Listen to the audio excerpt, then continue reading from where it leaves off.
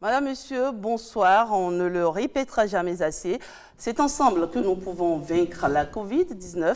Eh bien, 5 ONG suisses actives au Bénin l'ont compris et de leur collaboration est né le projet Rési Covid destiné à apporter des solutions efficaces aux populations béninoises dans la lutte contre ce mal. Il s'agit notamment d'aider celles-ci à prévenir les phénomènes de panique liés à la Covid-19. Elles sont ici, sur ce plateau, pour un bilan à mi-parcours des activités mises en œuvre par ce projet financé par la coopération suisse. Elles nous diront le rôle joué par chacune d'entre elles dans ce projet aux multiples embranchements dont l'une des nombreuses activités en cours est la série La famille de Chegou, diffusée sur l'ORTB depuis quelques semaines. Valérie Idossou, vous êtes chargée du programme communautaire à l'ONG Graines de Paix, qui est l'initiateur de cette table ronde. Bonsoir et merci d'être avec nous. Bonsoir, madame. Alors, Antoine Kocher, bonsoir. Bonsoir. Vous êtes conseiller programme à Helvetas. Merci de partager ces 52 minutes d'émission avec nous. Merci. L'ONG Suisse Contact est aussi représentée avec Barnabé Médégan, conseiller programme. Bonsoir, Barnabé Médégan. Bonsoir, madame la journaliste. Jean Péji Assogba, vous êtes coordonnateur programme à Médecins du Monde. Merci d'être sur ce plateau. Merci, bonsoir.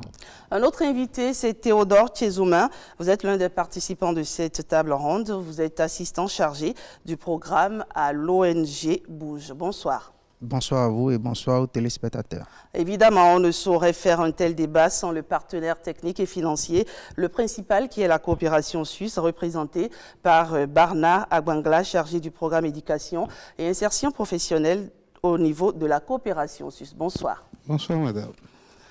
Alors, depuis plusieurs mois déjà, vous travaillez, chaque ONG dans son domaine, à mettre en œuvre le projet Rési Covid. Helvetas en a, on peut le dire, assure, on peut le dire, la coordination de ce projet.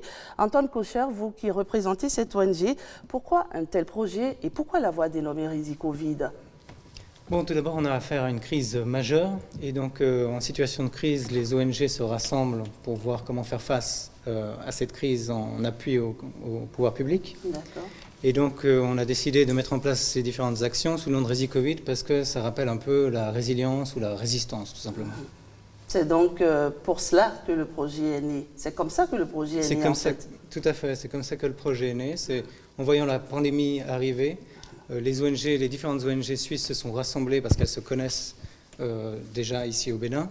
Et donc, elles ont pu réfléchir ensemble comment agir au mieux de leurs possibilités. Vous représentez Helvetas. Quelle est l'implication, quel rôle joue Helvetas dans ce projet Rési Covid?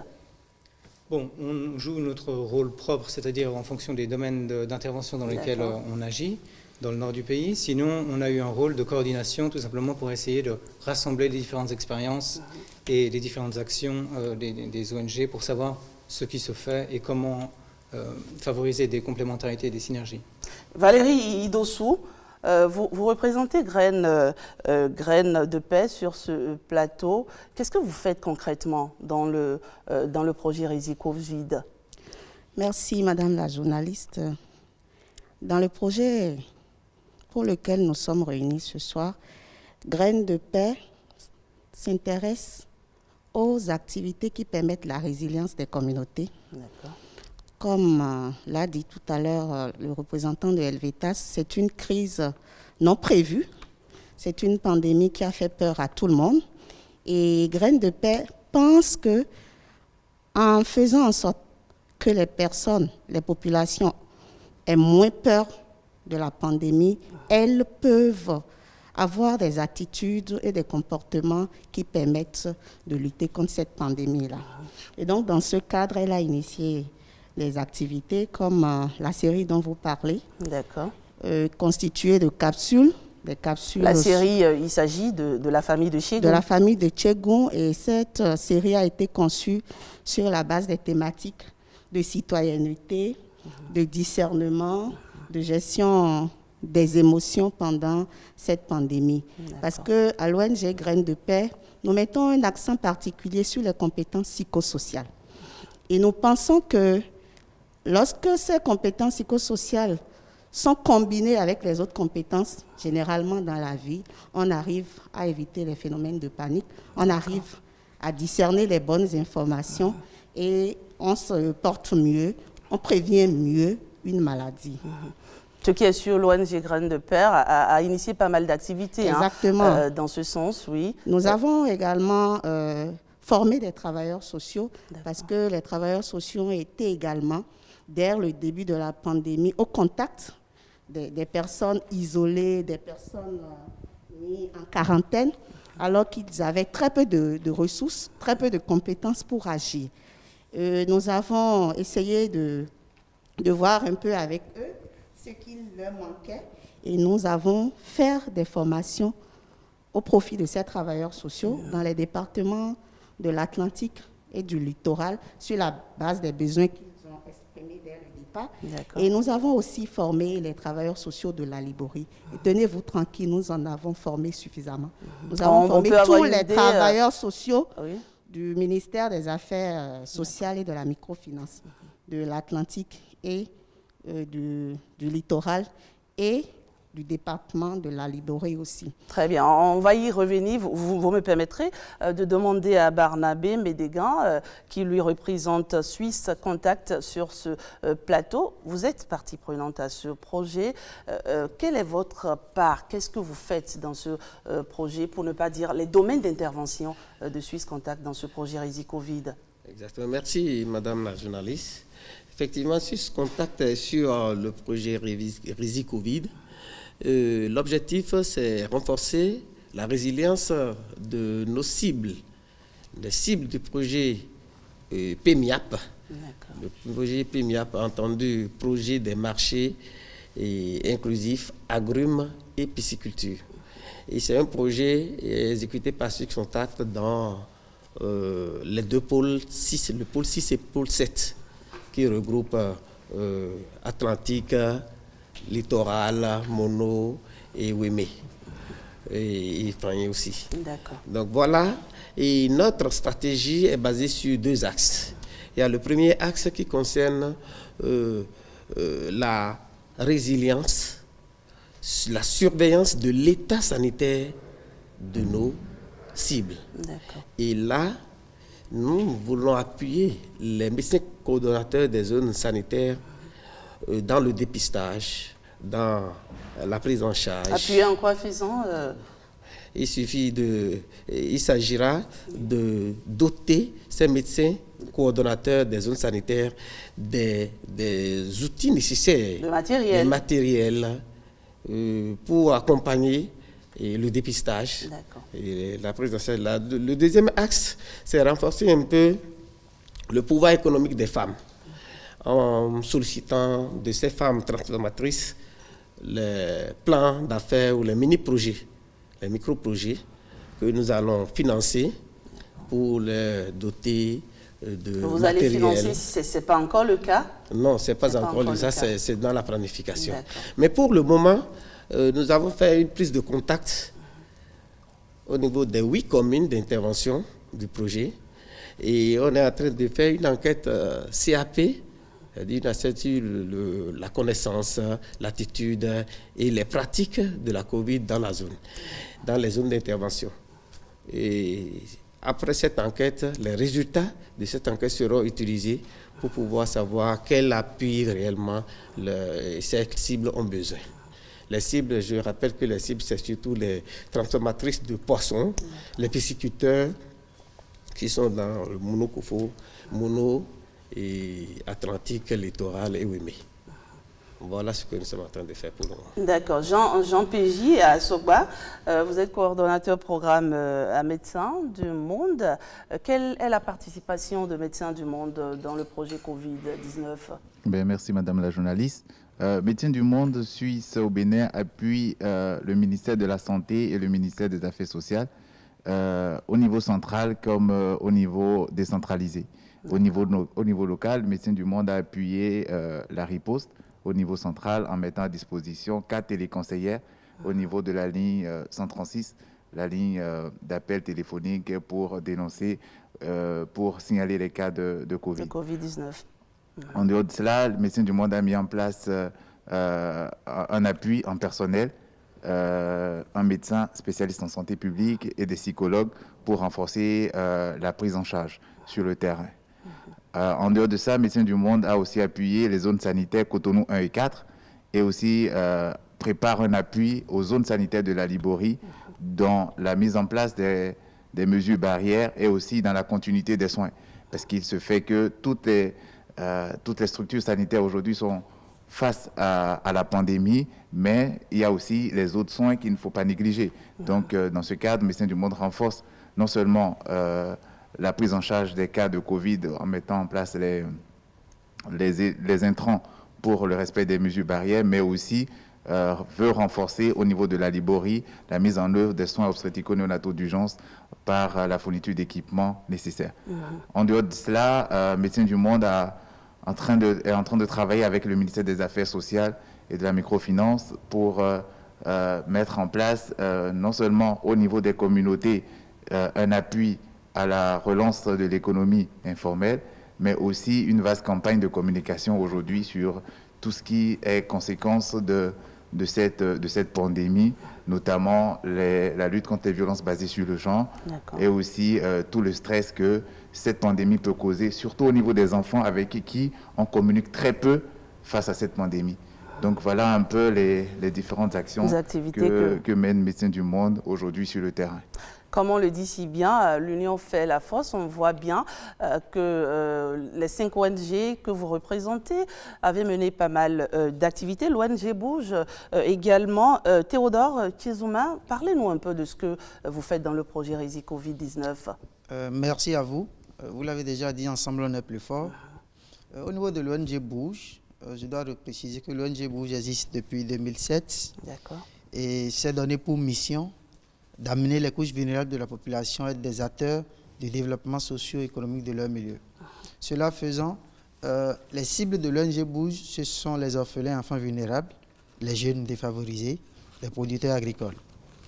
Au niveau de l'ONG Bouge, les orphelins que nous accompagnons, aujourd'hui, nous avons dans la base 462 qui reçoivent chaque année des kits scolaires. Pour cette année, ça va être fait le vendredi prochain déjà. D'accord. Mais dans notre stratégie, on ne peut pas atteindre les objectifs si les veuves n'ont pas d'activité génératrice de revenus pour accompagner la scolarisation de leurs enfants. D'accord. Bouge peut accompagner, mais on ne peut pas tout faire. Et donc cela nous a amené à former les veuves et à les aider dans l'initiation et le développement d'activités génératrices de revenus. Je l'explique parce que vous allez comprendre, quand il y a eu Covid, il y a quand même eu une incidence sur les activités génératrices de revenus qui on peut tourner au ralenti. Exactement, des veuves. Et s'il y a moins de ressources pour ces veuves, c'est l'autonomie financière qui diminue. Et donc, ça a forcément un effet sur la scolarisation ou le maintien dans le système scolaire des enfants. L'autre cible sur laquelle intervient l'ONG Bouge, c'est les jeunes déscolarisés et issus de familles démunies que nous recrutons chaque année, c'est 60 chaque année, qui sont formés au Centre d'éducation et de développement des compétences de l'ONG Bouge, un centre 6 d'Assekou. Ils sont formés sur 3 filières, la production végétale, production animale, la transformation, auquel on associe le volet entrepreneuriat. Après leur formation, les jeunes qui quittent le centre sont appuyés par l'ONG Bouge en matériel et en appui conseil. On le précise aussi parce que quand il y a eu Covid, il y a eu quand même une incidence sur l'activité des jeunes. Je prends un jeune comme Charles qui est à Dambo, qui est dans la pisciculture. Déjà, la fermeture de la frontière du Nigeria avait eu un impact sur sa production. Et quand il y a eu Covid et qu'on a fermé les bars, écouler le produit, c'est devenu difficile. C'était difficile et ça a impliqué nourrir plus les poissons, déjà. Et donc, tout comme beaucoup d'autres jeunes ananas qui produisent des jus d'ananas, fermer les buvettes, les bars, a eu forcément un impact. Et donc, pour nous, c'est important de les accompagner et d'éviter que tout ce qui est fourni comme effort à cause de Covid les ramène un peu à zéro. Et en cela, je veux profiter et saluer la promptitude de la coopération suisse dans l'appui. Il y a eu quand même une prompte réactivité, il faut saluer cela.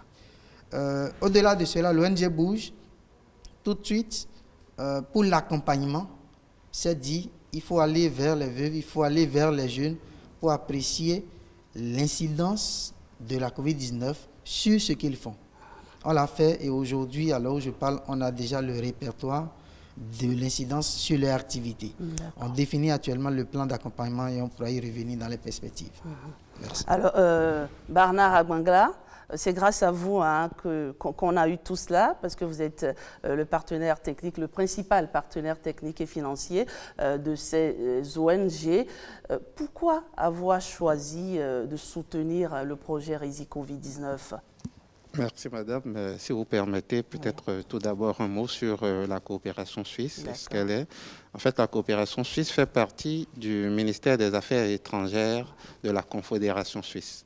Et donc, il s'agit d'un instrument de politique étrangère suisse pour accompagner les efforts de développement des gouvernants des pays partenaires, dont le Bénin. Et donc au Bénin, la coopération suisse est présente depuis une quarantaine d'années. Donc il s'agit d'une intervention dans la durée. Et nous avons en ce moment 3 domaines d'intervention que sont l'éducation et la formation professionnelle, le développement économique rural et la gouvernance. Et bien évidemment, le genre fait partie des thématiques prioritaires qui s'est traité aussi bien de façon spécifique que de façon transversale. Alors, pour revenir à votre question, pourquoi avons-nous soutenu le projet Resi Covid? Il faut dire que la pandémie liée à la Covid-19 a eu plusieurs impacts, aussi bien un impact sanitaire qu'un impact socio-économique. Et donc, il nous appartenait de mettre en place une stratégie pour assurer la poursuite de nos programmes dans les différents domaines que je viens d'énoncer tantôt, parce que c'est en période de crise que l'économie locale, les services et l'emploi ont besoin d'être maintenus et d'être soutenus. Et donc c'est ce que nous avons fait. Nous avons mis en place une stratégie d'adaptation pour que nos programmes se poursuivent, tout en veillant à ce que nos activités ne renforcent pas la propagation du coronavirus. Et donc c'est ce que nous avons fait sur nos propres programmes. Et à cela, nous avons ajouté des activités additionnelles pour mitiger justement l'impact social et économique de la COVID-19. Eh bien, vous savez que compte tenu de l'ampleur de ce phénomène, de cette pandémie, on ne pouvait pas agir tout seul. Et donc, les ONG suisses intervenant au Bénin nous ont approchés et nous ont fait part de ce projet Resi Covid qui nous a paru pertinent et intéressant. Tout de suite, vous avez dit oui? Et nous avons tout de suite dit oui. Nous avons dit oui, d'autant plus que c'est des ONG avec lesquelles on était déjà en partenariat. Donc, on connaissait leur façon de travailler. Il y avait une connaissance mutuelle. On connaissait la façon de travailler et les exigences mutuelles. Et donc, cela a été facile. Il n'a pas été aussi difficile que ça de mettre rapidement en place un partenariat et de pouvoir réagir rapidement. Voilà ce que je peux vous dire sur... Très bien. Je l'ai dit à l'entame de cette émission, l'une des nombreuses activités menées dans le cadre de ce projet, c'est bien sûr le téléfilm La famille de Chegon.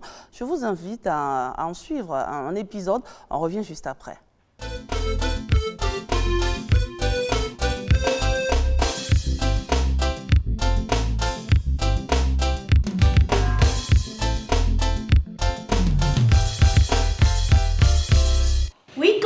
Tu as totalement raison. Les billets, les pièces d'argent peuvent transporter le virus de personne en personne. C'est pour ça qu'il faut désinfecter les cousins et les billets et les pièces d'argent, puis se laver les mains. Comme là.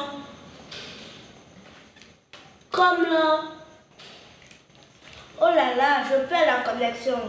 Papa, tu peux renouveler le Wi-Fi 4G? S'il te plaît. Quel 4G? Demi-G. Maman. Monsieur le conférencier, es-tu obligé de te mettre en costume pour faire une visioconférence avec tes cousins? T'as pas chaud là? Attention maman, c'est un costume intelligent, doté de climatiseur. C'est la dernière version de costume pour enfants et c'est uniquement sur commande. Waouh. Drôle comme ton père. Dis chérie, pourquoi es-tu si attaché au journal? Qu'y a-t-il de nouveau dans la presse aujourd'hui? Votre cas est sérieux, hein? Comment ça? Et qui me connaît pour écrire à mon sujet? Moi, une infirmière anonyme? Le journal parle des grands et des masques que les agents de santé jettent en pleine rue après usage. Malheureusement, ça pollue nos cours d'eau. Figure-toi que cette pollution nous revient sur la table sous forme de poissons. Comment ça? Puisque les poissons mangent les déchets. Chérie, ne stigmatise pas, s'il te plaît. Je ne stigmatise En cette période de pandémie, il n'y a pas que le personnel de santé. Oui. Trop de personnes jettent les masques partout et polluent l'eau. Oui. Donc, ce n'est pas bon de jeter les déchets partout. Non, c'est pas du tout bon. Est-ce que les papiers mouchoirs sont des déchets? Si. Pourquoi alors tu les jettes toujours par les vitres des voitures? Chérie, je suis témoin de ce que dit ton fils là. Attends, calme-toi. Tu n'es pas le seul à le faire. Et c'est la somme de tous ces comportements qui polluent l'environnement. Maman, toi aussi tu le fais parfois. Mais plus maintenant. Hein? Depuis le début de la pandémie, je suis les règles. Tu es sûr? Mais oui, chérie, attends. Il est recommandé de jeter les masques chirurgicaux, les gants, mouchoirs usagés et toute autre lingette dans une poubelle réservée à ça. Le sac poubelle doit être résistant avec un système de fermeture. Tout sac poubelle rempli doit être soigneusement refermé et conservé 24 heures avant d'être jeté dans la grande poubelle des ordures ménagères. Si nous jetons nos ordures partout, ça pollue la terre et les eaux. Et nous risquons d'être contaminés par diverses maladies. Exactement, chérie. Alors, chérie, la connexion 4G. S'il te plaît. C'est bon. Youpi! Voilà, vous venez de suivre un épisode du téléfilm La famille de Chiégon. Valérie Idossou, je précise que ce téléfilm est produit par l'ONG Graines de Paix. Pourquoi un téléfilm? Vous auriez pu choisir un autre canal pour communiquer. Oui, merci. Nous avons voulu innover parce que Graines de Paix, c'est les solutions éducatives innovantes pour la paix sociétale. Et quand vous regardez le téléfilm, vous voyez bien que toutes les cibles de la société sont représentées, les hommes, les femmes et les enfants. Parce qu'en temps de Covid, on a tendance à oublier les enfants. La présence de Chiégon dans ce film rappelle que nous sommes en face d'une épidémie qui concerne tout le monde. Et il est bien curieux. Il est très bien curieux et Chiégon, oui. très intelligent. Et parfois, ses réactions permettent à ses parents de se rattraper. Nous avons plusieurs épisodes, donc les téléspectateurs vont avoir l'opportunité de suivre beaucoup d'autres épisodes. Il faut dire que ça passe déjà sur l'ORTB depuis quelques semaines déjà. Et sur Télévision Carrefour aussi, je crois. Et ce sont des capsules qui parlent de la citoyenneté. Ici, dans ce épisode que nous venons de suivre, vous comprenez très bien qu'il s'agit de l'éco-citoyenneté. C'est des choses qu'on oublie facilement en temps de pandémie et cet épisode vient rappeler ce que nous avons à faire. C'est bien de porter les masques, mais c'est bien aussi vraiment de tenir compte de notre environnement et de pouvoir les faire dégrader de manière correcte. D'accord. Ça, c'était quelque chose d'important.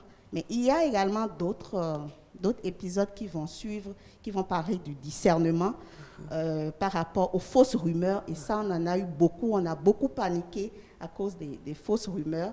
Et vous aurez aussi des épisodes qui vont aider à la gestion des émotions.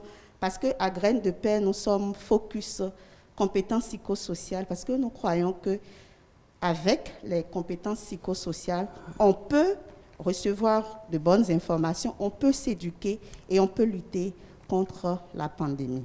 Alors, j'ai posé la question tout à l'heure, mais vous n'avez pas répondu. Pourquoi un téléfilm? Est-ce parce que le message passe plus vite quand on a affaire à un téléfilm ou pourquoi ce canal? Oui, vous auriez pu procéder par affichette. Bien sûr, nous avons aussi des affichettes, mais comme je le disais, nous avons observé ce qui se passe déjà dans l'environnement.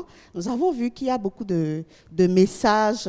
Et d'abord, ce sont des messages autoritaires. Ne faites pas ci, ne faites pas ça, ainsi de suite. Donc, tout le monde est crispé dès qu'on commence pas à passer les messages. Et à Graines de Paix, nous avons pensé que ce genre d'outils pourrait en même temps permettre aux communautés de déstresser tout en apprenant ce qu'il faut. C'est à la fois divertissant et informatif. Exactement. Et vous savez, les images ont un grand effet de sensibilisation. Et aujourd'hui, nous voulons toucher aussi bien les adultes que les jeunes. Et je crois que par cette stratégie-là, nous allons atteindre toutes nos cibles, et notamment les jeunes. Et vous avez déjà une petite idée de l'impact que cela produit sur ces cibles visées? Vous avez des retours? Oui, bien sûr. Pas plus tard qu'hier, des gens nous disaient, parce qu'on leur a proposé de faire passer le film pour qu'ils regardent un peu, c'est là qu'ils se rendent compte, wow, on a déjà vu ça, c'est très intéressant. Nous avons eu quelques commentaires, mais nous estimons qu'il faut aller plus loin parce que nous allons organiser dans nos locaux un forum public où des gens qui ont déjà regardé quelques épisodes pourraient venir discuter avec nous et nous verrons si ce téléfilm nous aide vraiment à atteindre nos objectifs, qui est de travailler à ce que les populations évitent les phénomènes de panique et prennent leurs responsabilités par rapport à la pandémie. Très bien. Antoine Kocher, j'imagine que vous en avez suivi quelques épisodes. Votre impression sur ce téléfilm que nous venons de suivre? Personnellement, je pense que c'est très important d'informer sur différentes dimensions de cette crise, parce qu'on a souvent à l'esprit les effets sanitaires, alors qu'effectivement, il y a aussi des effets sociaux, il y a des effets économiques, éventuellement environnementaux, et donc comprendre un peu mieux ce que ça peut donner dans la vie quotidienne d'une famille. Je pense que c'est un peu comme une immersion, pour voir un peu une immersion imagée, visuelle de ce que pourrait être l'ambiance, on va dire, Covid dans une famille, c'est cela? Bon, l'ambiance Covid, je ne sais pas, en tout cas l'ambiance d'une famille. Ce qui est sûr, c'est que pour changer les comportements, il faut passer par la conviction, il faut y croire, et c'est sûr que la sensibilisation telle qu'elle se pratique à travers la communication du risque, etc., ne fonctionne pas toujours.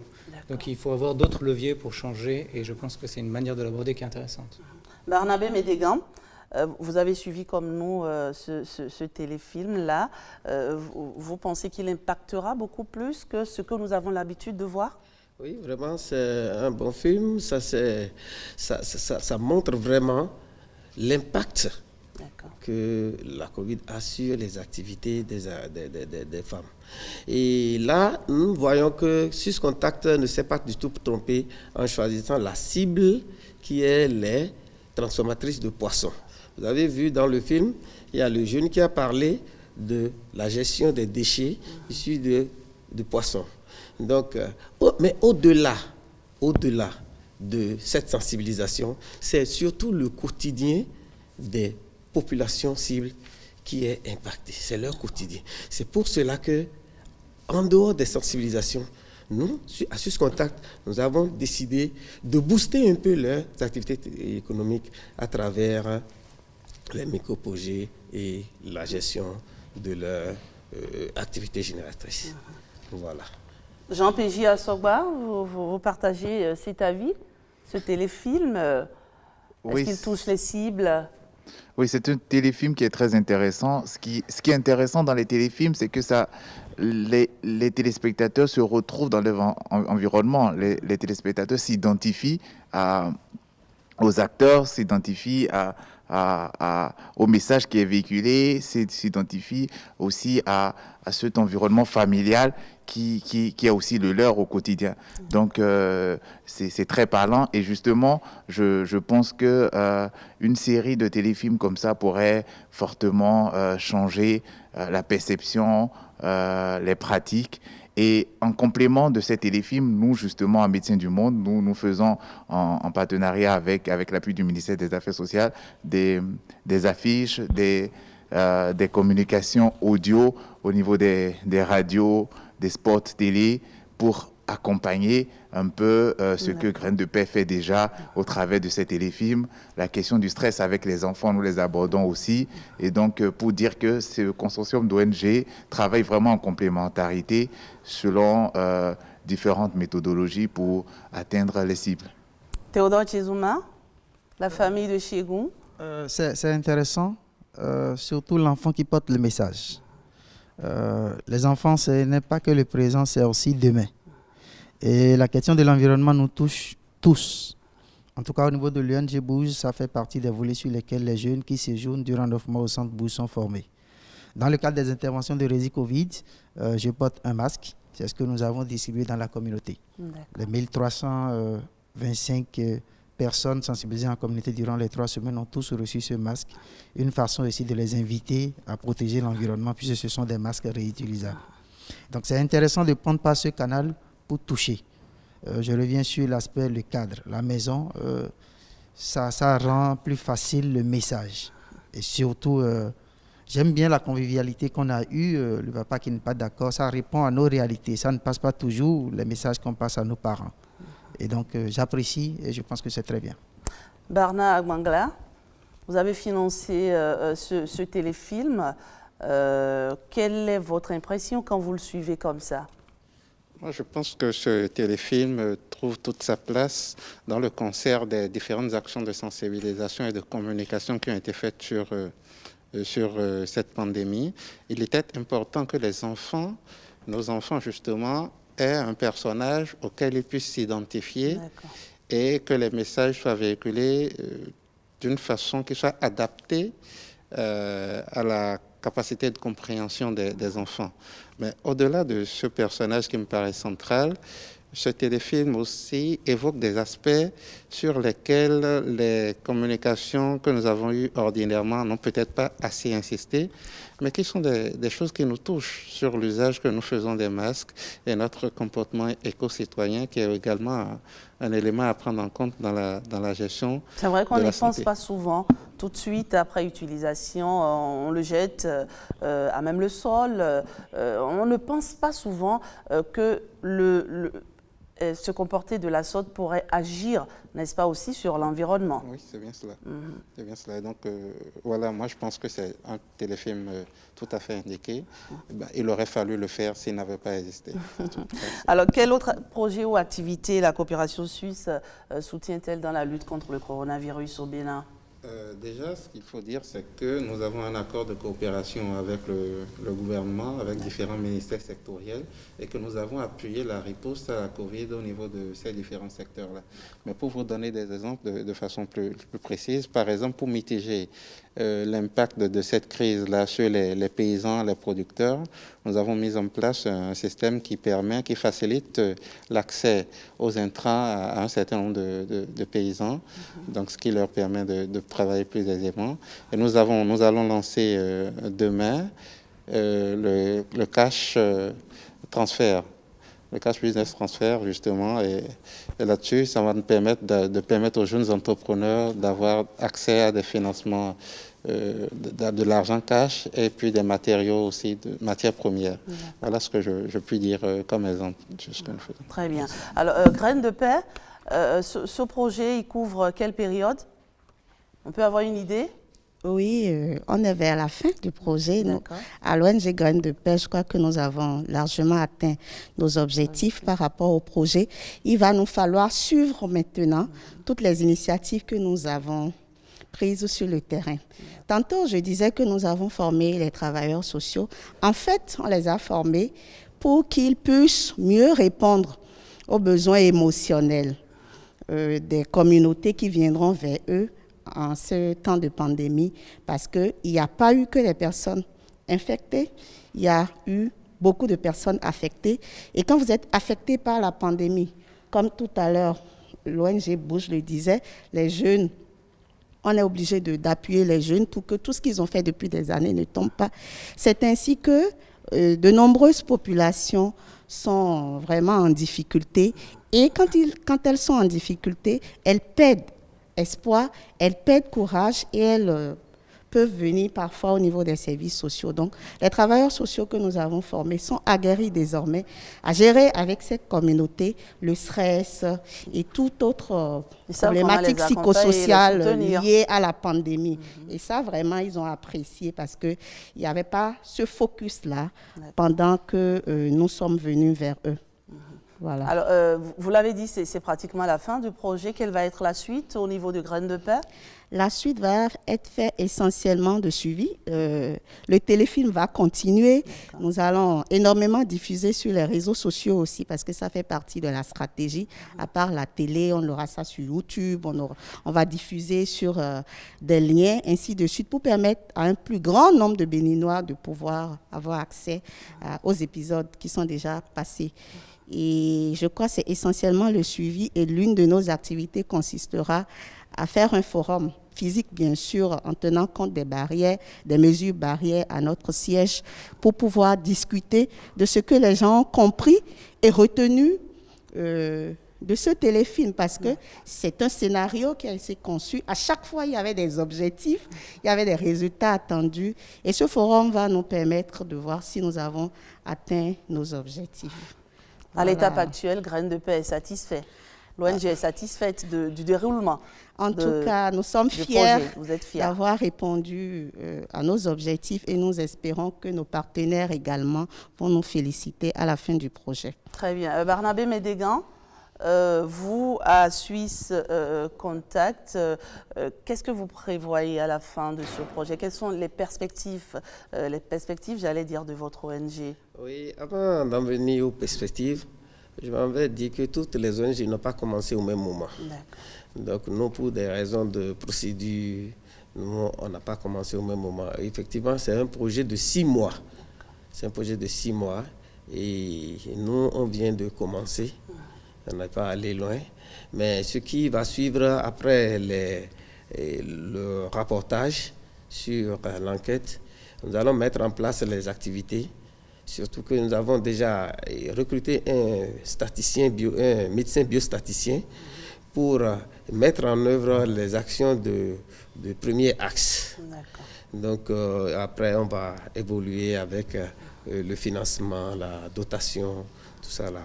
L'essentiel, c'est de renforcer la capacité financière des consommatrices et surtout les mettre à l'abri de ce mal pour que ces cibles puissent vraiment atteindre l'objectif de pérennisation de leurs activités. Vraiment, c'est ça. D'accord. Antoine Cocher, il l'a dit, Barnabé Médégan, c'est 6 mois pour ce projet, Covid. En 6 mois, est-ce que les objectifs ont été atteints selon vous? Enfin, les objectifs majeurs ont été atteints? Bon, chaque ONG s'est fixé ses propres objectifs en fonction de ses domaines d'intervention. C'est pas parce que on a concentré différentes actions sur 6 mois jusqu'à la fin de l'année, ça fait un peu plus que 6 mois à vrai dire, que forcément on arrive à la fin de la pandémie. Il y avait une crise à laquelle il fallait répondre, il fallait prioriser certaines interventions pour pouvoir à la fois communiquer, essayer de juguler certains effets sur l'économie, ou essayer d'adapter par exemple des parcours de formation ou d'éducation. Donc on avait besoin de ce moment pour se réadapter, pour prendre le recul et avoir des actions complémentaires. Maintenant, on continue avec notre programme tel qu'avant, c'est-à-dire qu'on a de toute façon des projets qui continuent, et on a profité en fait de ce moment-là pour pouvoir s'adapter, mieux communiquer, informer les populations, avoir un dialogue un peu différent. Mais on imagine bien que vous pensez déjà à la fin du projet, à la suite, aux perspectives. Oui, tout à fait. Mais comme je vous dis, en fait, c'est des actions qui se sont greffées sur des projets qui existent déjà. C'est-à-dire, nous avons des domaines d'intervention dans lesquels on fait des activités, et on a greffé là-dessus certaines interventions pour communiquer, pour faire de l'information, pour adapter les cursus, etc. Jean P.J. Assogba, vos perspectives au niveau de l'ONG Médecins du Monde? Oui, comme l'a dit mon prédécesseur tout à l'heure, les actions de Médecins du Monde et les actions de toutes les ONG se greffent sur des projets déjà existants. Donc, il s'agira de faire le suivi. Et donc, ces activités ont un ancrage déjà au niveau de nos zones d'intervention classiques, et donc viennent en appui, viennent renforcer juste ce qu'on faisait d'habitude. Donc on avait l'habitude de travailler avec ces zones sanitaires, on avait l'habitude déjà de travailler avec ces populations, et donc c'est juste une suite logique. Donc ça va être le suivi. Il faut préciser qu'au niveau de Médecins du Monde, il y a encore d'autres activités qu'on à mener, donc notamment l'appui aux zones sanitaires de la Liborie, les activités génératrices de revenus aux femmes autour du marché d'Antokpa sont autant d'actions qu'il reste pour nous à être mises en place, la formation en éducation financière, donc autant d'activités que nous restons à implémenter, mais le suivi sera fait au décours de nos projets classiques dans ces zones d'intervention. Et à l'étape actuelle, est-ce qu'on peut dire que vos projets impactent, vos activités, impactent vraiment les cibles? Ah oui, pas mal de cibles ont été touchées, notamment les femmes autour du marché d'Antokpa, et aussi la communauté en général, un des quartiers autour du marché d'Antokpa, où nous avions mis par exemple en place des dispositifs de lavage de mains dans toutes les rues, aussi dans les lieux publics. Les écoles de ces quartiers ont été sensibilisées, on a distribué aussi des masques, donc autant de populations qui ont été déjà directement impactées par nos actions et qui continueront d'être impactées, surtout avec les actions dans la Liborie qui vont être menées dans les prochains jours. Théodore Tchezouma, les perspectives de l'ONG à laquelle vous appartenez? Merci bien. En suivant les collègues parler, j'ai eu quelques souvenirs. En juillet, quand on allait en communauté pour sensibiliser, vraiment, on était touché par le besoin en termes d'information, en termes de masques, en termes d'orientation vers les centres de dépistage. Et aujourd'hui, quand on voit ce qui est fait, on se dit qu'il y a encore beaucoup à faire. Quand on voit le besoin en termes de kits pour nos jeunes qui ont des fermes réparties sur l'ensemble du territoire, quand on voit le besoin au niveau des coopératives agricoles, on sent qu'on a fait quelque chose, mais que beaucoup reste à faire. Pour nous, c'est maintenant que le plus dur commence. Parce qu'on a toujours insisté, comme on l'a dit, sur l'aspect santé de Covid, mais sur le volet socio-économique, il reste encore beaucoup à faire. La pandémie est toujours là, certes, mais les effets socio-économiques sont à venir encore. Et pour nous, aujourd'hui, c'est maintenant que commence le plus dur. On a un répertoire aujourd'hui des incidences, tant sur les AGR des veuves, qui sont accompagnés par Bouge, que sur les 643 jeunes formés qui entreprennent dans le domaine agricole. Et c'est maintenant qu'il faut, actuellement, nous définissons le plan d'accompagnement en tenant compte de la Covid, en tenant compte des secteurs dans lesquels se trouvent les groupes de jeunes. Et maintenant, nous avons la responsabilité de les accompagner et de veiller à ce que la veuve puisse continuer son AGR et puisse continuer par donner même si c'est 25 francs, 50 francs pour encourager le maintien dans le système scolaire de l'orphelin. C'est maintenant que commence pour nous le plus dur en termes d'accompagnement du jeune, qu'il puisse s'en sortir et drainer dans son sillage 1, 2 de plus, qu'on puisse voir les conditions meilleures qu'on souhaite. Et bien sûr, vous regardez du côté de la coopération suisse, qui est votre partenaire technique et financier. C'est bientôt la fin de ce projet, Barna Agbangla. Est-ce qu'au niveau de la coopération suisse, vous pensez déjà à la suite? Oui, bien évidemment.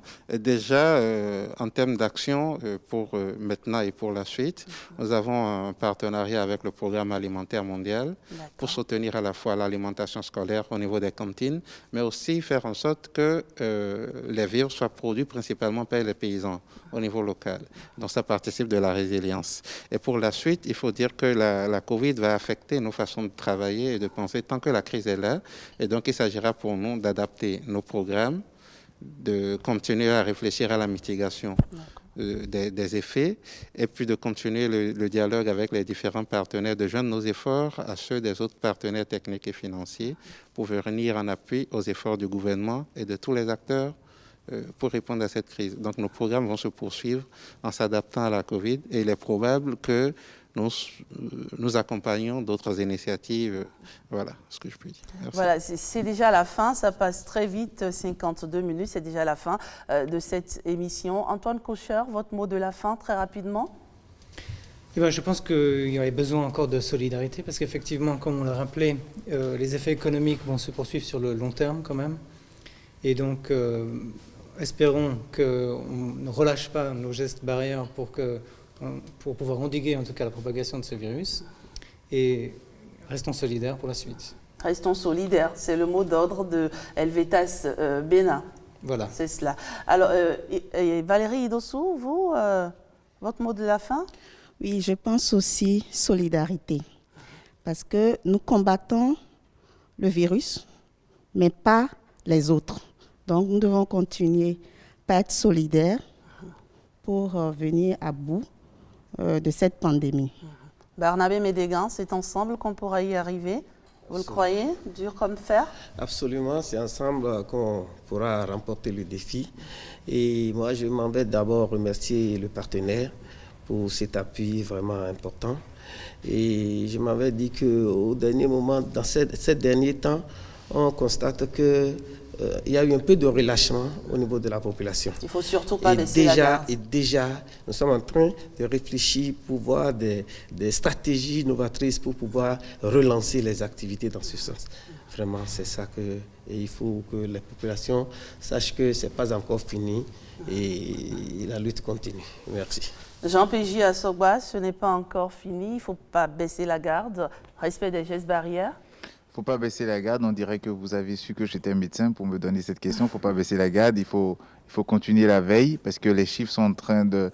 pourrait avoir tendance à remonter, donc garder la veille. Et je salue vraiment cette initiative des ONG suisses, qui est un bel exemple d'expérience de synergie d'action entre organisations et que, au-delà d'un projet d'urgence, que cette synergie demeure dans la mise en œuvre des activités sur le terrain pour un plus grand impact. Théodore Tchezouma. Je dirais simplement maintenons le cap, redoublons d'ardeur dans le travail. Et merci à la coopération suisse pour la promptitude. Continuons dans l'effort et on aura un mieux-être. Barna Gwangla, c'est grâce à vous qu'on a tout ça. Comme on dit chez nous, c'est vous qui sortez l'argent. Votre mot de la fin?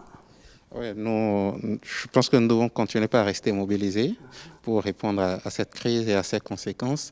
Et nous devrons nous préoccuper de trouver des réponses immédiates pour soulager les plus vulnérables d'entre nous, mais aussi trouver des réponses structurelles pour continuer par résister et continuer par faire avancer les choses. Donc, restons mobilisés. Voilà, merci à tous d'être venus sur ce plateau. 52 minutes pour parler de ce que vous faites dans le cadre du projet Rési Covid. On l'a compris, pas mal d'activités ont été menées. Certaines activités sont en cours, d'autres viendront après se greffer à celles qui sont en cours. Bon courage à vous. Merci de nous avoir suivis à la maison.